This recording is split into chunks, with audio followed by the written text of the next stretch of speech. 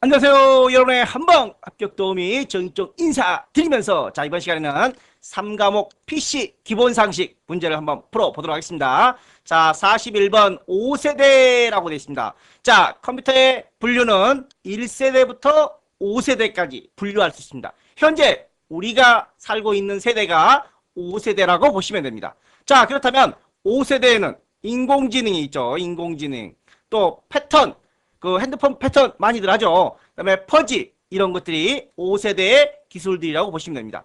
그러면 이 다중처리가 있는데 다중처리, 시분할이라든가 경영정보, MIS 이런 것들은 모두 3세대에 해당되는 용어들입니다. 따라서 41번에는 1번이 틀린 내용이 되겠죠. 42번 문제, 디지털 컴퓨터의 특징으로 라고 했는데, 컴퓨터는 크게 디지털 컴퓨터와 아날로그 컴퓨터로 구분을 할 수가 있습니다. 우리가 쓰는 컴퓨터가 디지털입니다. 그래서 범용이란 일반, 평범한 그런 말입니다. 특수 목적에 사용되는 컴퓨터가 아날로그 컴퓨터입니다. 우리는 아날로그를 줘도 못 씁니다. 특수하기 때문에 우리는 못 써요. 그래서 디지털 컴퓨터는 논리회로를 사용합니다. 논리회로를. 더하기, 빼기, 곱하기, 나누기 하는 사칙 연산을 사용하고, 반면에 아날로그는 증폭 회로를 사용합니다. 또 미적분을 사용하는 거죠. 미적분. 미적분 말만 들어도 머리가 아픈 거죠. 그 다음에 이산 데이터, 불연속, 연속되지 않는 불연속. 우리가 컴퓨터를 껐다 켰다 할 수 있습니다. 그런데 이 아날로그는 꺼지면 안 돼요. 그래서 항상 24시간 연속적으로 컴퓨터를 켜놔야 돼요. 전기세 엄청 나오겠죠.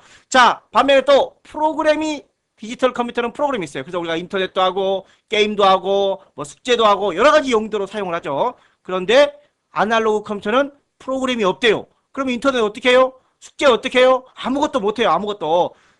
특수 목적, 어떤 한 가지 전용어로만 쓰입니다. 즉 구름의 이동 사진, 인공위성 달나라, 이런 어떤 한 가지 목적으로만 사용되는 게 특수 목적입니다. 그래서 기억 능력도 없어요. 프로그램이 없기 때문에 기억 능력도 없습니다. 반면에 얘는, 우리가 사용하는 컴퓨터는 프로그램이 필요하고 또 기억했다가 나중에 불러와서 쓸 수 있는 거죠. 기억 능력이 있습니다. 그 다음에 숫자나 문자를 쓰는 반면에 전류, 온도, 이렇게 우리 병원 같은 데 보면은 막 목숨이 이렇게 딱 찌지지 가버리면 끝나버리죠. 이렇게 끝나버리면 더 이상 연속되지 않습니다. 항상 연속 이렇게 왔다 갔다 움직여야 되는 겁니다. 그 다음에 정밀도가 높다, 제한적이다, 느리다, 이 두 가지를 한번 비교를 해보겠습니다. 예를 들어서 연산을 한번 해볼게요. 5.123456, 2.1234, 7896 이렇게 있어요. 그런데 디지털 컴퓨터는 얘를 정확하게 계산합니다. 7.246 계속 정확하게 계산을 하기 때문에 정밀도가 높습니다. 그러다 보니까 속도가 느려지겠죠. 반면에 아날로그 컴퓨터는 대충 한 7.2 정도? 7.2. 그래서 정밀도가 제한적이라는 겁니다. 그래서 속도가 빠르다라는 거고. 그래서 디지털 컴퓨터와 아날로그 컴퓨터를 비교해보면, 먼저 디지털 컴퓨터는 논리회로를 사용한다. 프로그램이 필요하죠. 기억 프로그램이 필요 없으니까 C번은 땡. 그 다음에 숫자나 문자 데이터를 사용하고, 그러면 A, B 되죠. A, B. 기억도 할 수 있으니까 A, B, E. 그 다음에 사칙 연산 A, B, E, H가 되겠네요. A, B, E, H. 그래서 1번이 정답이 되겠습니다. 13년에도 유사 문제가 출제되었고, 종종 유사 문제들이 출제되고 있으니까 디지털과 아날로그를 비교해서 정리를 좀 해주시기 바랍니다. 43번 문제, 메인보드라고 되어 있습니다. 메인보드를 다른 말로 우리는 마더보드라고 합니다. 엄마보드? 나라라 슈퍼보드 말고 마더보드. 마더, 엄마라는 뜻입니다. 엄마. 우리 부모님들, 어머님이 우리를 모두 다 안아주죠. 그런 의미의 마더보드입니다. 즉 어떤 이 메인보드란 판때기입니다. 판때기. 이 판때기에 CPU도 넣고 램도 넣고 그 다음에 비디오 카드도 넣고 여러 가지 장치들을 모두 다 안고 있다라고 해서 마더보드, 메인보드라고 합니다.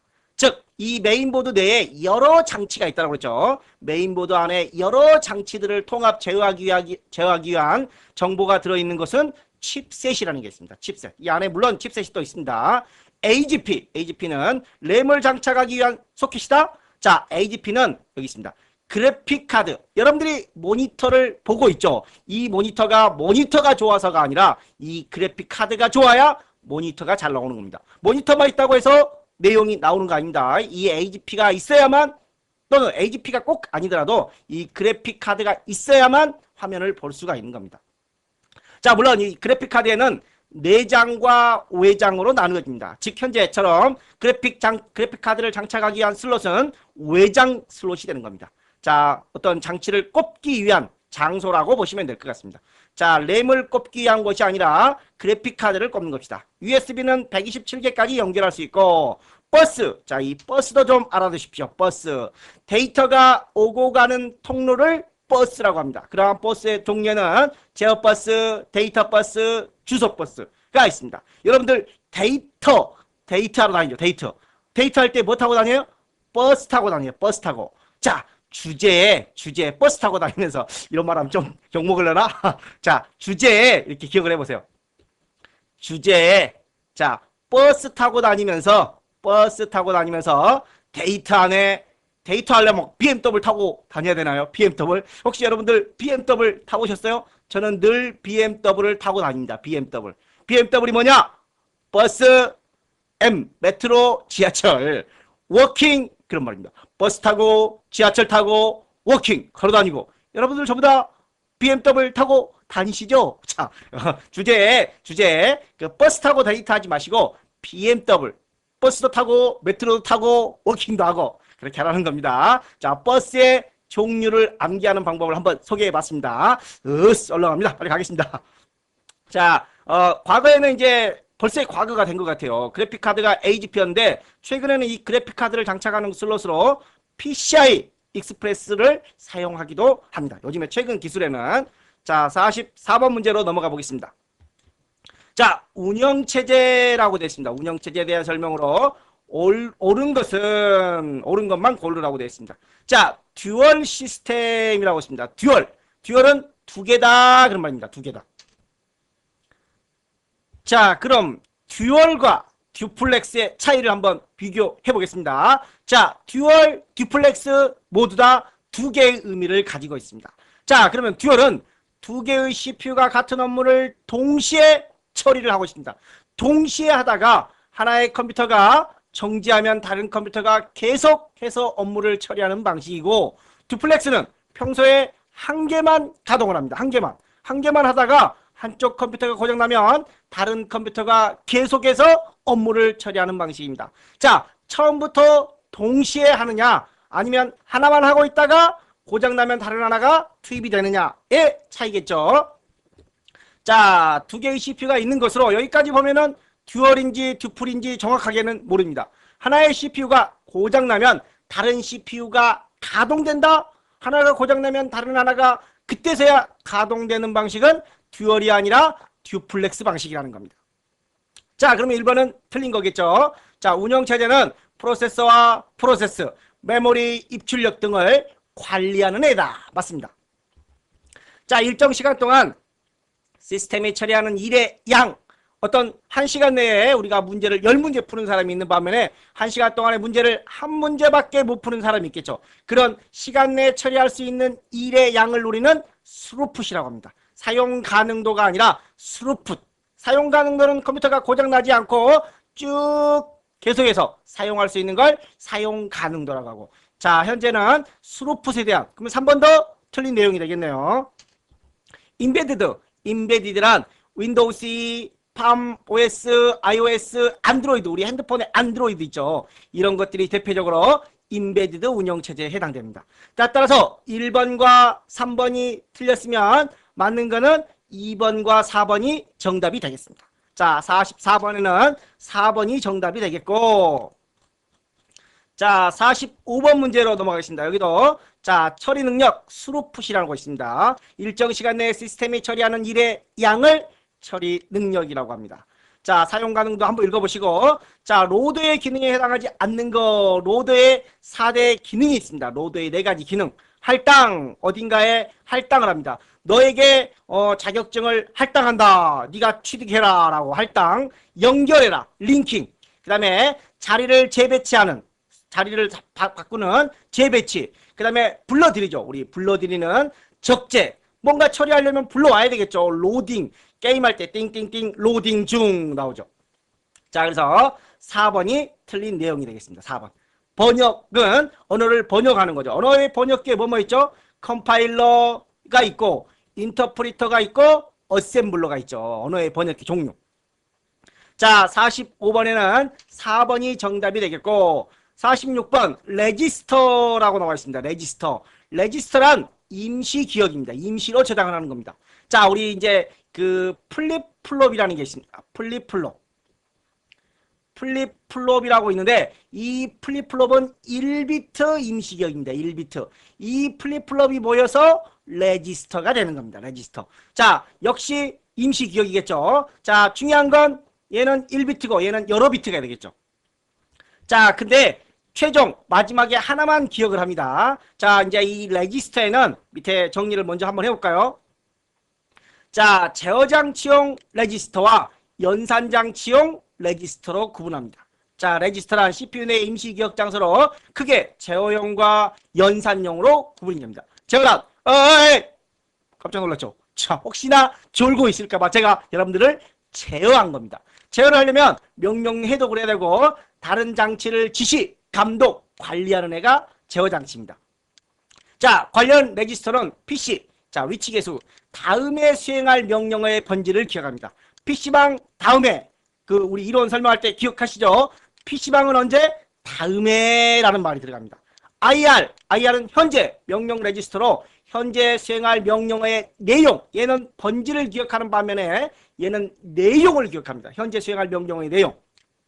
자, 아까 해독한다라고 했죠. 디코더가 해독을 합니다. 인코더는 암호화, 부호화, 컴퓨터가 이해할 수 있는 이진 형태로 변환을 해주는 게 인코더입니다. 디코더는 인간이 이해할 수 있는 십진 형태로 해독을 해주는 겁니다. 자, MAR, 여기서 메모리 어드레스 그런 말입니다. 메모리 어드레스 레지스터, 주기억 장치의 주소를 기억하고 메모리로부터 가져온 자료, 버퍼죠, 버퍼. 메모리 버퍼 레지스터, 자료를 임시 기억하는 게 MBR입니다. 자, 현재까지는 제어장치에 관련된 레지스터를 봤고, 자, 이번에는 연산장치. 연산장치는 A가 산술 그런 말입니다. 아리스메틱 산술, 로직 L, 유닛. 그래서 사칙 연산, 산술 연산과 로직 연산, 논리 연산을 수행하는 게 ALU 연산장치입니다. 자, 그러면 관련 레지스터는 가상기, 더하기죠. 또 음수를 표현할 수 있는 보수기. 그 다음에 누상기. 자, 누상기. 앞에 별 표시되는 건 밑에 다시 한번 정리를 해드리겠습니다. 상태 레지스터, 데이터 레지스터, 이런 연산장치에 관련된 레지스터들이 있습니다. 자, 누상기란 연산된 결과를 임시로 저장하는 레지스터로 1주소 방식을 사용한다. 0주소는 스택이 있었어요.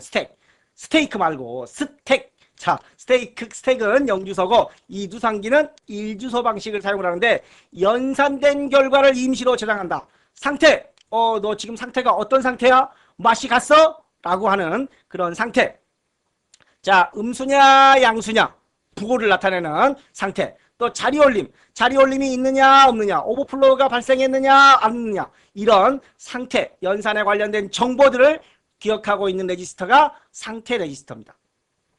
자, 또 데이터 레지스터, 주기억 장치에서 보내줬어요. 연산하라고. 자, 5 더하기 3 네가 연산해라 라고 주기억 장치에서 데이터를 보내줬습니다. 즉 연산에 사용될 데이터를 기억하라는 게 데이터 레지스터입니다. 자, 그러면 이제 문제를 한번 풀어보겠습니다. 연산된 결과를 임시로 저장하는 거 누상기. 그렇죠? 상태 레지스터는 부호, 플러스 마이너스, 자리올림, 오버플로우 이런 것들을 기억하는 레지스터입니다. 자, 1번은 틀렸네요. 자, 명령 레지스터, 현재가 중요하다고 했습니다. 현재 실행 중인 명령어의 내용을 기억합니다. PC는 아까 프로그램 카운터, 다음에 수행할 명령어의 번지를 기억하는 겁니다. 얘는. 자, 레지스터는 CPU 내에 처리할 명령이나 연산의 중간 결과 등을 일시적으로 기억하는 임시기억이다. 데이터 레지스터는 연산에 사용될 데이터를 기억하는 기능을 한다. 다 맞는 말이죠. 그래서 46번에는 1번이 틀린 내용이 되겠습니다. 자, 47번으로 가겠습니다. 47번.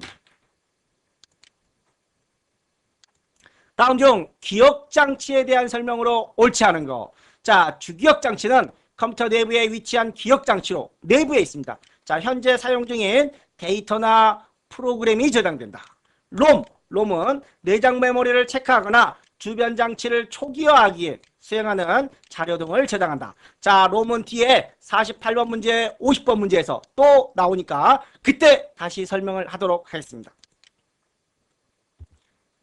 자, 캐시 메모리도 SRAM이죠, SRAM. 캐시 메모리도 앞에서 수도 없이 많이 봤을 겁니다.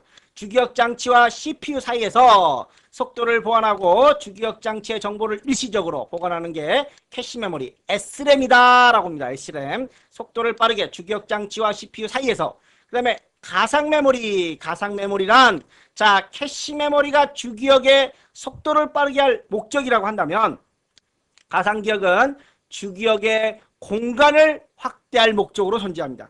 주기억의 속도는 캐시, 주기억의 공간은 가상 메모리. 자, 버추얼 메모리라고 하죠. 프로그램의 크기가 주기억 공간보다 클 때, 자, 예를 들어서 주기억 공간이 10이라고 생각해봐요. 주기억 공간이 10. 그런데 처리할 프로그램이 20이에요. 처리할 프로그램이 더 커요. 그러면 넣어요, 이거를.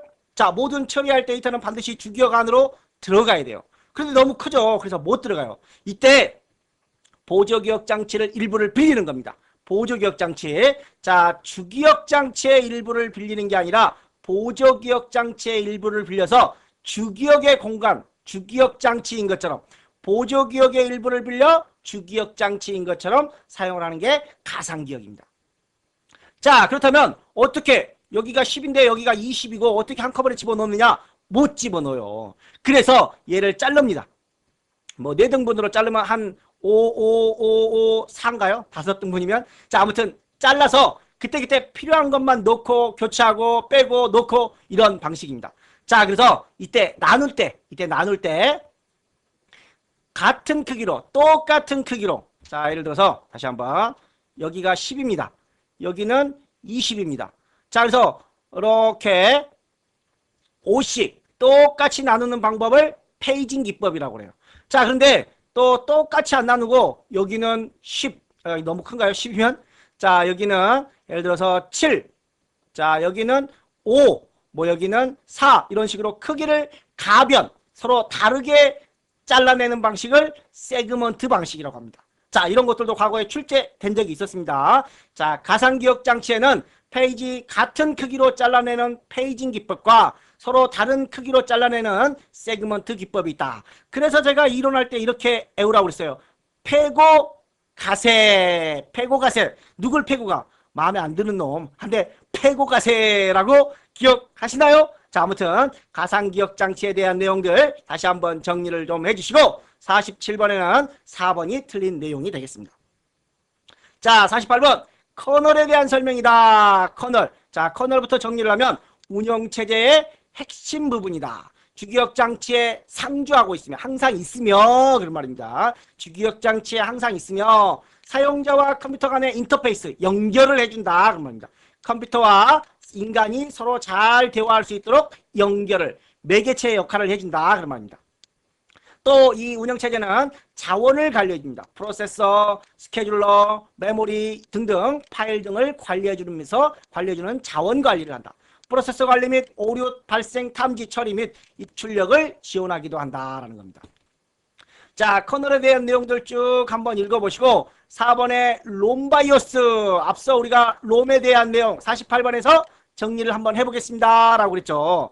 바이오스부터 보겠습니다. 바이오스 베이직 인풋 아웃풋 시스템 기본 입력 출력 시스템이라는 겁니다.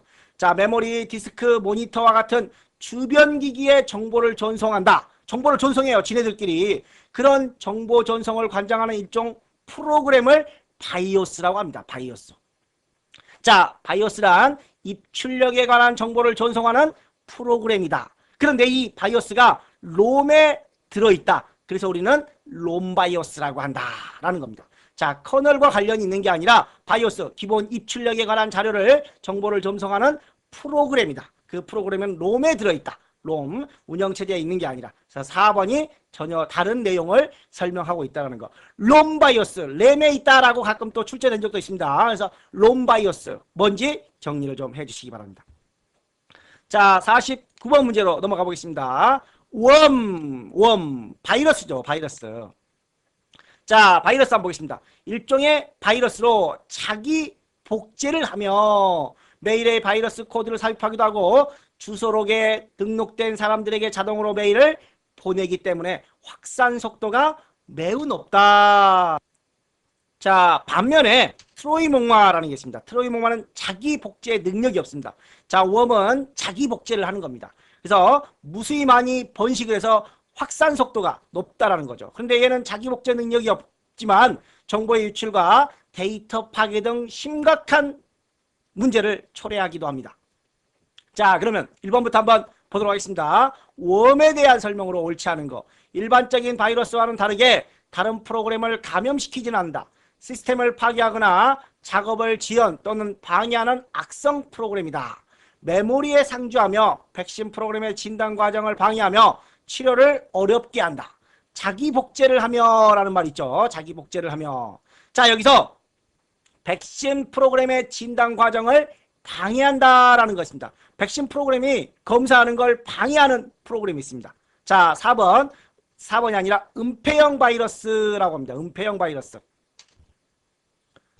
자, 은폐형 바이러스는 스텔스 바이러스라고 합니다. 스텔스 비행기 아시죠? 자, 비행기가 레이더에 걸리지 않게 자신을 은폐하는 방법을 사용하는 것과 마찬가지로 은폐형 바이러스도 스텔스 바이러스도 사용자나 백신 프로그램의 진단 과정을 방해하는 기법을 사용한다라는 겁니다.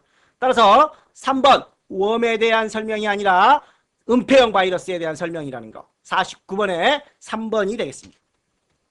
자, 50번 문제. 바이오스. 아까 바이오스는 어디에 들어있다고요? 롬에 들어있다라고 그랬습니다. 롬에 들어있다. 정보 전송을 관장하는 일종의 프로그램으로 롬에 들어있기 때문에 롬바이오스라고 부른다라고 했었죠. 자, 이 바이오스는 그러면 입출력에 대한 정보를 전송 담당한다고 그러는데, 자, 시스템을 초기화하고 디스크를 부팅하고 포스트, 파워 온 셀프 테스트, 자가 진단, 컴퓨터 전원을 넣으면 스스로 자가 진단을 하게 됩니다. 자, 입출력 장치, 메모리, 하드웨어 관리 및 인터럽트 등 처리를 수행한다라고 되어 있습니다. 자, 바이오스의 역할로 거리가 옳지 않은 거. 그러면 디스크 조각 모음이 되겠죠. 조각 모음은 검사, 정리, 검사란 분량을 검사하는 거죠. 논리적, 물리적 오류를 검사하는 겁니다. 불필요한 파일을 제거하는 디스크 정리. 이런 시스템 도구 중에 하나입니다. 조각 모음. 조각 모음은 단편화, 쓰다 남은 조각 있죠. 조각. 그런 조각들을 제거하는 겁니다. 단편화, 자, 사용하지 않는 공간들을 다시 정렬하여 프로그램의 실행 속도를 빠르게 할 목적으로 디스크 조각 모음을 사용합니다. 디스크 조각 모음이 안 되는 애들이 있어요. 뭐 있죠? CD롬, 그 다음에 네트워크 드라이브, 이런 것들은 조각 모음이 안 됩니다. 따라서 50번에는 3번이 정답이 되겠습니다. 자, 51번 유비쿼터스라고 되어 있습니다. 유비쿼터스에 관련 기술인 것은, 자, 먼저 밑에 관련 내용들을 한번 정리해보고 가겠습니다. 유비쿼터스, 개별 물건에 극소형 전자 태그를 삽입하여 언제 어디서나 자유롭게 네트워크를 통해 컴퓨터에 접속할 수 있는 환경을 유비쿼터스라고 합니다. 자, 그러한 기술 중에 RFID, 극소형 칩에 상품 정보를 저장하고 안테나를 달아 무선으로 데이터를 송신하는 장치다. 자, USN이라는 게 있습니다. 자, USN 역시 유비쿼터스의 기술입니다. 자, 필요한 사물의 전자 태그를 부착해 유비쿼터스. 아까 개별 물건의 극소형 전자 태그를 삽입해, 그런 말입니다. 유비쿼터스. 사물 환경을 인식하고 센서, 네트워크를 통해 실시간 정보를 구축하고 활용토록 하는 통신망을 USN이라고 합니다. 자, 그러면 그 외에 풀, 캐싱, 미러 한번 내용 정리를 해보도록 하겠습니다. 정답은 1번이 되겠죠. 풀, 자, 인터넷의 클라이언트, 우리 사용자를 말하는 겁니다. 인터넷에서 사용자가 사용자 조작에 의해 서버로부터 정보를 검색하는 걸 풀이라고 합니다. 그러면 내가 검색을 하지 않아도 자동으로 자동으로 서버에서 전송해주는 기술을 푸시라고 합니다. 푸시. 자, 캐싱. 우리가 자주 가는 사이트들은 한번 접근을 하면 해당 자료를 컴퓨터 안에 저장을 해줍니다. 그리고 다음에 다시 접근을 할 때 해당 사이트를 방문할 때 좀 더 빠르게 보여주는 기술이 캐싱입니다. 자, 미러. 다른 사이트의 정보를 거울이 미러죠. 거울처럼 그대로 복사를 하고 있는 사이트를 미러 사이트입니다. 근데 왜 복사를 하고 있느냐? 한 곳에 사용자가 너무 몰리는 거, 유명하기 때문에 몰리는 걸 방지하기 위해서 트래픽이 트래픽 교통이 혼잡해진다. 그런 교통이 혼잡해지는 걸 방지하기 위해서 똑같은 사이트를 그대로 하나 복사해 두는 걸 미러 사이트라고 합니다. 자, 52번 문제 한번 보겠습니다. 아래 설명에 해당하는 용어는 인터넷상에서 음성이나 동영상 등을 실시간으로 재생해 준다라고 되어 있습니다. 마치 끊임없고 지속적인 물이 흐르는 것처럼 처리할 수 있는 기술을 우리는 스트리밍이라고 합니다.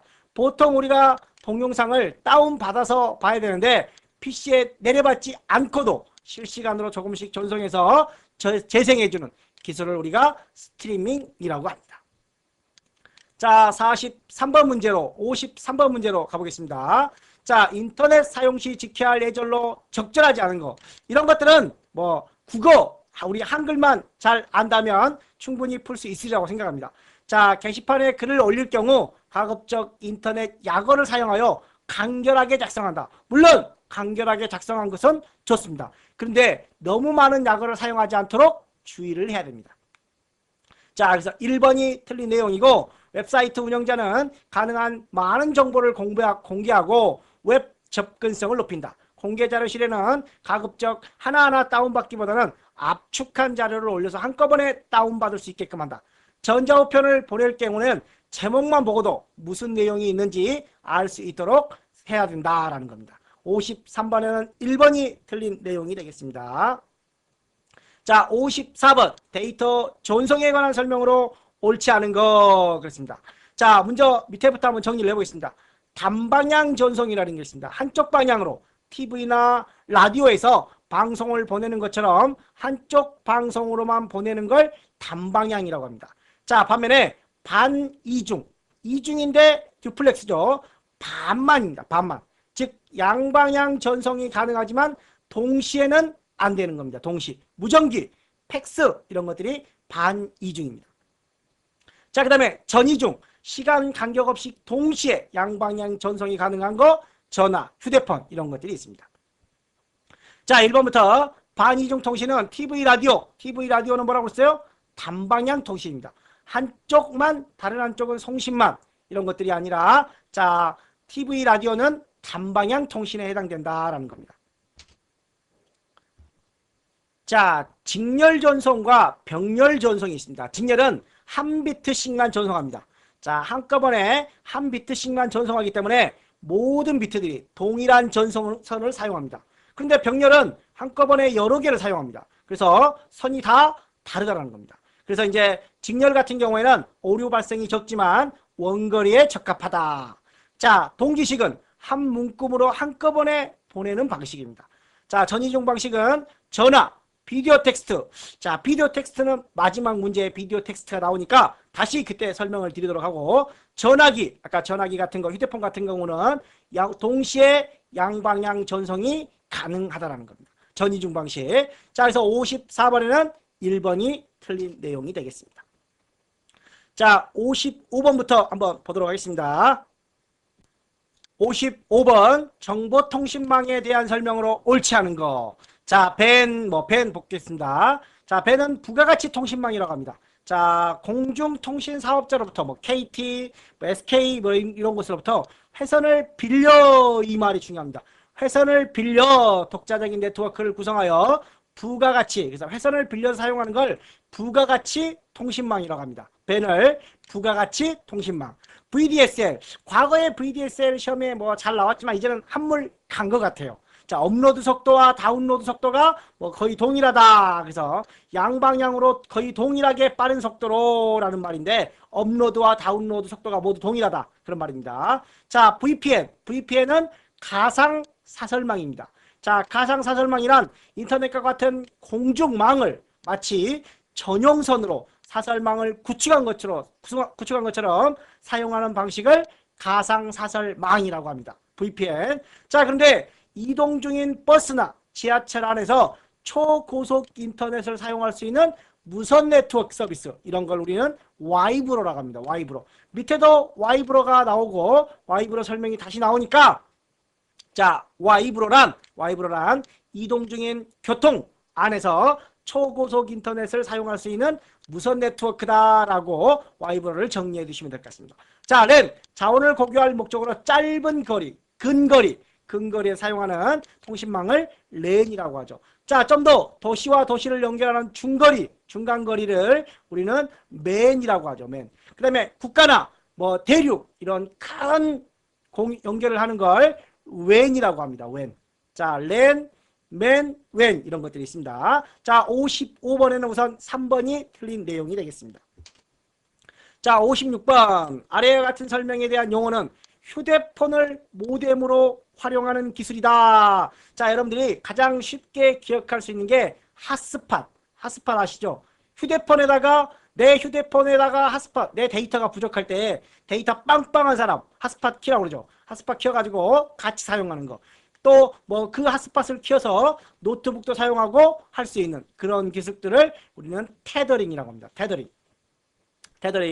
인터넷 접속이 가능한 기기를 이용하여 다른 기기에도 인터넷을 접속할 수 있는 기술로, 자, 컴퓨터나 노트북 등의 IT 기기를 휴대폰에 연결하는 기술이다. 자, 와이브로, 아까도 설명드렸지만 와이브로는 자동차 등 교통수단을 이용해 움직이면서 빠른 속도로 인터넷을 이용할 수 있는 기술을 와이브로라고 한다. 무선 인터넷이 되겠죠. 자, 블루투스도 요즘 핸드폰 기술이 많이 발달을 해서 블루투스 뭐 이런 것들을 충분히 인식을 할 수 있을 것 같습니다. 자, 근거리 무선 접속을 지원하기 위하여 사용되는 대표적인 통신 기술이다. 휴대폰, PDA, 노트북 등과 같은 휴대 가능한 장치들 간의 양방향 정보 전송. 자, 사진 보내봐. 그러면 안 되면 블루투스로 연결해서 뭐 바로 보낼 수 있는 그런 기술들이겠죠. 자, 57번. 전자상거래. 인터넷상에서 물건을 사고 파는 것들을 전자상거래라고 합니다. 따라서 24시간, 시간적, 공간적 제약이 없습니다. 자, 보안상의 문제 없이 언제나 안전한 거래를 할 수 있다. 자, 전자상거래를 하면서 가장 취약점이 이 보안 문제입니다.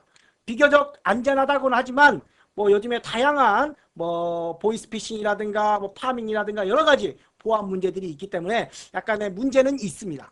자, 유통비용과 건물 임대료 등의 운영비를 절감할 수 있다. 각 쇼핑몰의 가격을 비교하여 가장 저렴한 상품을 구매할 수 있다. 이런 것들입니다. 자, 2번이 틀린 내용이 되겠죠. 자, 58번. 아까 앞서 비디오 텍스트 여기서 나오네요. 마지막 문제가 아니라 58번에서. 자, 멀티미디어 활용에 대한 설명이다. A와 B 가로 안에 들어갈 용어. 자, 여기 보시면 TV와 방송망을 이용하여 필요한 정보를 얻을 수 있는 시스템으로 대량의 정보 전송이 가능하며 일방적이다. 단방향이다. 라고 있습니다. 단방향. 자, 그 다음에 전화와 TV를 컴퓨터와 연결하여 각종 정보를 얻을 수 있는 양방향이다. 라고 했습니다. 아까 우리 일방적으로 신호를 보내는 단방향 뭐 있었죠? TV나 라디오 있었습니다. 그래서 TV 방송망만 이용하는 거고 얘네는 전화와 TV를 같이 연결하는 양방향 서비스입니다. 자, 그러면 각각의 나온 용어들을 한번 밑에서 정리를 해 보겠습니다. 먼저 텔레텍스트, 문자 다중방송입니다. 일기예보. 자, TV에서 일기예보 자막으로 같은 거 보여주죠. 프로그램 안내, 교통 안내, 이런 방송국에서 제공하는 정보를 TV 방송망을 이용하여 단방향으로 수신하는 형태다. 문자 다중방송이다. 텔레텍스트. 자, 그러면 비디오 텍스트는 양방향 서비스로 전화와 TV를 연결하여 사용자 중심으로 정보를 검색할 수 있으며 메시지를 보낼 수 있을 뿐만 아니라 컴퓨터에 수록해둔 정보를 무엇이든지 찾을 수 있는 게 비디오 텍스트입니다. 자, 그러면 문제는 이제 1번이 텔레텍스트고 2번이 비디오 텍스트에 대한 설명입니다. 자, 그러면 그 외에 주문형 비디오 아시죠? 우리 쿡TV 같은 거 내가 원하는 시간에 원하는 드라마, 어젯밤에 TV 못 봤어요. 그러면 다시 보기를 물론 돈은 내야 되죠. 주문형 비디오 내가 원하는 시간에 원하는 드라마 같은 거를 다시 볼 수 있다. 그래서 주문형 비디오 요즘에는 또 MOD라는 것도 있습니다. MOD 뮤직으로 음악을 원하는 시간에 볼 수 있는 겁니다. 자, 그래서 뭐 컴퓨터 활용 능력 같은 경우는 MOD도 시험에 나온 적이 있습니다. VOD, MOD 구별해 주시고 스트리밍 아까 앞서 설명드렸죠. PC에 직접 내려받지 않고 그 상황에서 실시간으로 조금씩 플레이해서 물이 흐르듯이 하는 그런 기술을 스트리밍이다 라고 했습니다. 그래서 스트리밍, VOD 이런 내용들 각각 정리를 좀 해주시면 될 것 같고 정답은 텔레텍스트와 비디오 텍스트 순서 바뀌지 않도록 자, 텔레텍스트는 문자 다중방송으로 TV 방송망을 이용해서 단방이 아니다. 비디오 텍스트는 전화와 결합한 양방향 서비스다라는 거. 자, 59번 아래와 같은 설명에 해당하는 용어는 정보의 형태나 형식을 변화하는 처리나 방식을 말한다. 파일의 용량을 줄이거나 화면 크기를 변환하는 등 다양한 방법으로 사용한다. 자, 우리가 가끔 그 동영상 볼 때 소리가 나오는데 화면이 안 나와요.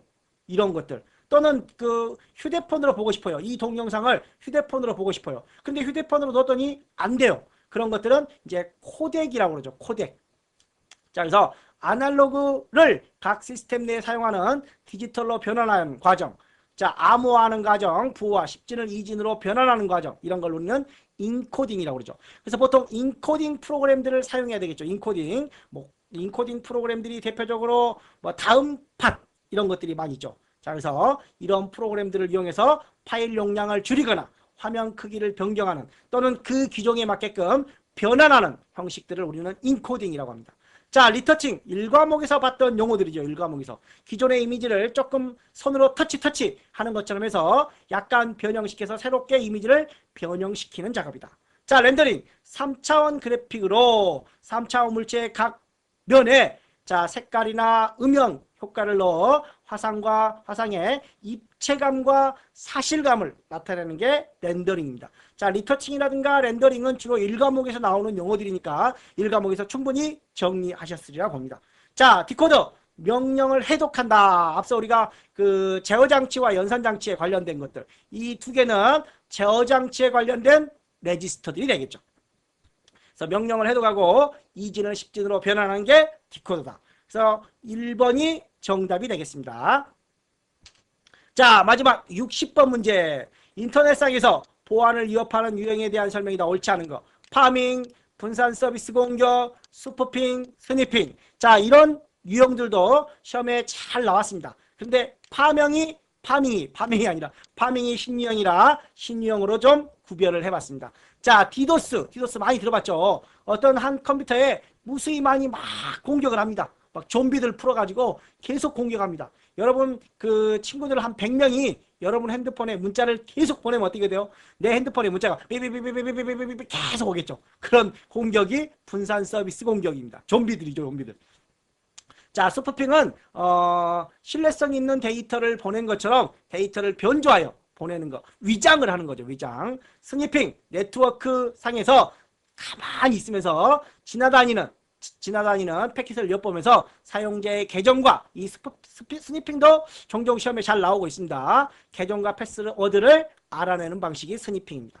자, 이번에는 파밍은 새로운 피싱 기법 중 하나로 웹브라우저에 정확한 예를 들어서 국민은행을 쳤어요. 또는 어떤 은행을 쳤어요. 그런데 그 은행을 똑같이 복제를 해놨어요. 자, 그래서 내가 정확한 주소를 입력을 해도 가짜 웹사이트에 접속을 해가지고 진짜인 줄 알아. 내가 주소를 정확하게 쳤으니까 진짜인 줄 알아서. 그래서 내가 아이디라든가 패스워드 놓고 들어가면 그 정보를 그대로 훔쳐내가는 걸 파밍이라고 합니다. 파밍.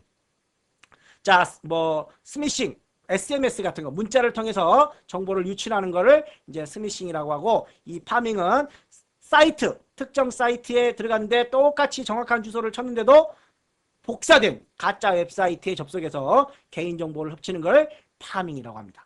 자, 60번에는 그래서 1번이 틀린 내용이 되겠습니다. 자, 이렇게 해서 2014년 1회 기출문제를 모두 마무리하고 다음 시간부터는 2014년 2회 기출문제 풀이를 시작해 보도록 하겠습니다. 이번 시간 수고 많이 하셨고 다음 2회차 문제풀이도 함께 진행을 해 보도록 하겠습니다. 자, 다음 시간 또 기대해 주시기 바랍니다. 감사합니다.